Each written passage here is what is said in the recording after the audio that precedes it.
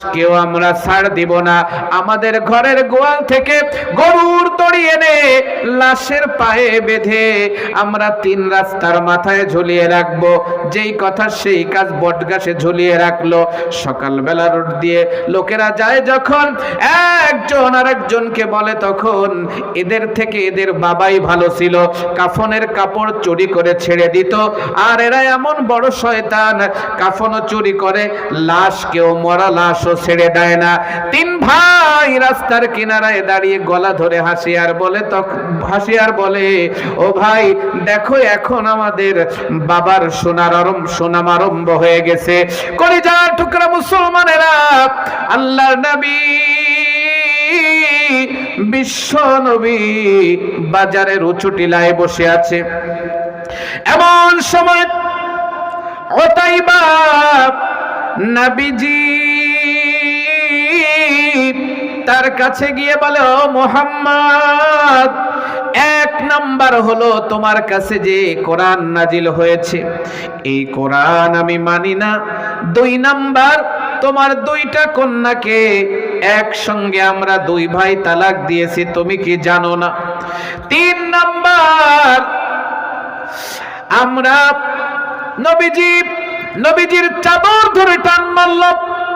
একবার ডান দিকে টান মারে আর একবার বাম দিকে টান মারে। নবীজির গলা ছিলে গেল, নবীজি জমিনে পড়ে গেলেন।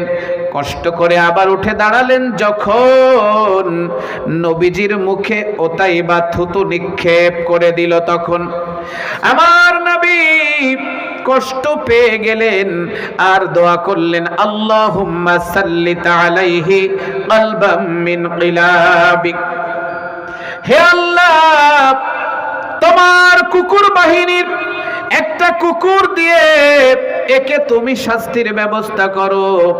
নবীজির দোয়ার পাওয়ার জোরে বলা লাগবে, আছে না নাই? আমার নবী একটা পা উঁচু করলে আরশে আজিমে পৌঁছে যায়, আঙ্গুলটা উঁচু করলে, নাড়াচাড়া দিলে আকাশের চাঁদ পর্যন্ত কাঁপতে কাঁপতে দ্বিখণ্ডিত হয়ে যায়। আম্মা জান আয়েশা বলে, ও মদিনার মেয়েরা, তোমাদের ঘরে সূর্যের আলো কখন ওঠে?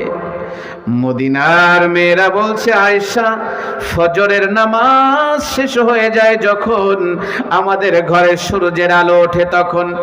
মদিনার মেয়েদের এই কথা শুনে আয়েশা বলছে, মদিনার মেয়েরা, তোমাদের ঘরে সূর্য ওঠে ফজরের নামাজের পরে, আর আমি আয়েশার ঘরে সূর্য ওঠে এশার নামাজের পরে।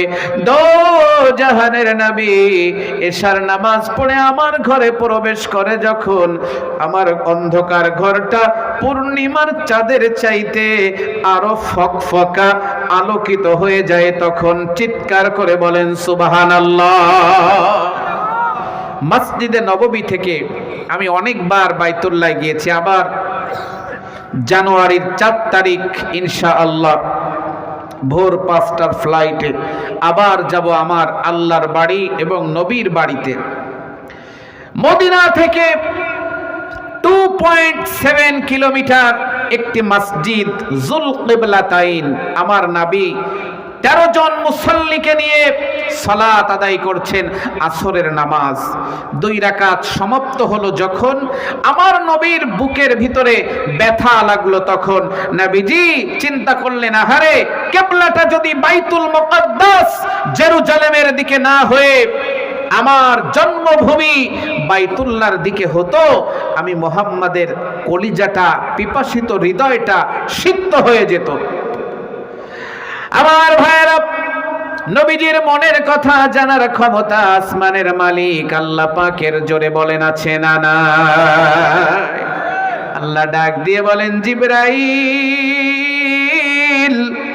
আর করোনা দেরি, চলে যাও তাড়াতাড়ি, আমার নবীকে জানিয়ে দাও বাকি 2 রাকাত আর বাইতুল মুকদ্দাসের দিকে পড়ার দরকার নাই। আমার নবী যখন এখনই নিজেকে মুভটা চেঞ্জ করে কিয়ামত পর্যন্ত বাইতুল্লাহকে কিবলা বানিয়ে নেয়। যেই নবীর মনের মণিকুঠায় কোনো জিনিস উদিত হলে কিবলা পরিবর্তন হয়ে যায়, ওই নবীর মুখে থুতু নিক্ষেপ করেছে ওতাইবা নামের জানোয়ার। ওতাইবার খবর জোরে বলা লাগবে, আছে না নাই? আমার ভাইরা 41 রানের টার্গেট নিয়ে মাঠে স্বৈরাচার খেলতে নামলো। যখন মাত্র 24 রান করার পরে স্বৈরাচারের সব উইকেটগুলো বোল্ড আউট হয়ে গেল। তখন এই জন্য নেতা যদি মানতে হয়, বিশ্ব নবীর মতো নেতা মানা দরকার, জোরে বলা লাগবে, আছে না নাই? আমার ভাইরা, দুনিয়ায় রাজনীতি দিয়ে আপনি জান্নাতে যেতে পারবেন না।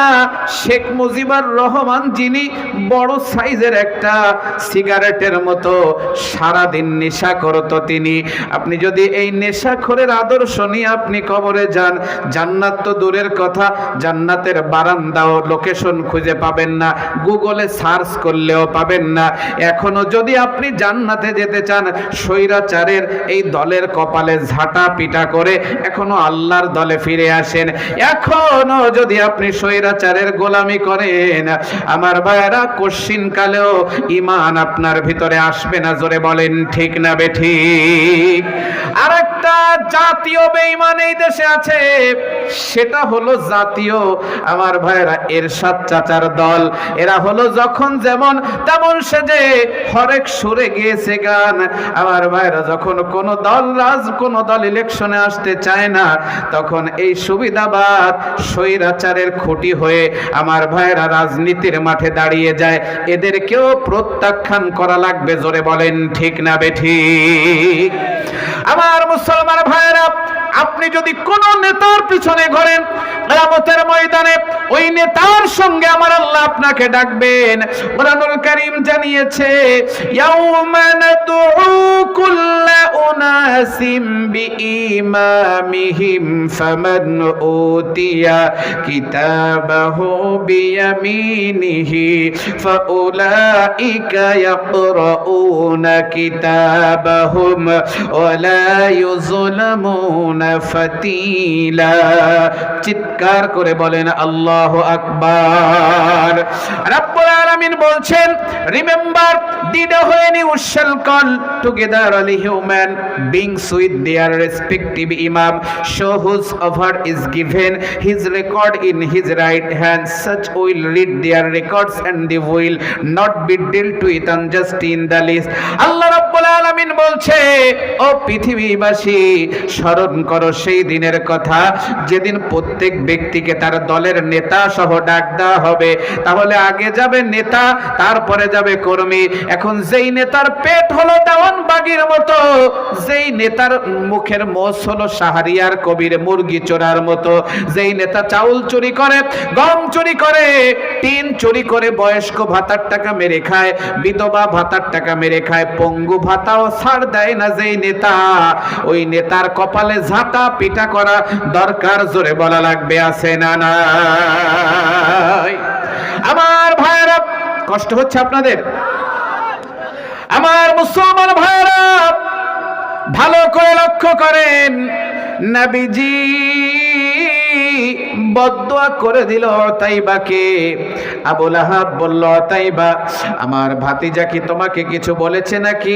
বলল, আব্বা, তোমার ভাতিজা আমার কথা শুনলো যখন, আকাশের দিকে তাকালো তখন, আর কাকে দেখে বলল, আল্লাহ, এই বেয়াদবকে তুমি বাঘ অথবা কুকুর দিয়ে ধ্বংস করো। এই কথা শুনলো আবু লাহাব যখন, আবু লাহাবের মুখটা পুড়ে হনুমানের মতো কালো হয়ে গেল তখন। কারণ আবু লাহাব জানে রাইফেলের গুলি মিস হতে পারে, তীরের থেকে ধনুক, ধনুক থেকে তীর মিস্টেক হতে পারে, আমার ভাতিজার দোয়া মিস্টেক হবে না। যদি পড়ে যায় তাও ফেরেশতারা খুঁটে নিয়ে ওখানে লাগিয়ে দেবে। আমার ভাইরা এবার বলল, ও তাইবা, মক্কার জমিনে গজব নাজিল হবে, তোকে সিরিয়ায় পাঠাতে হবে।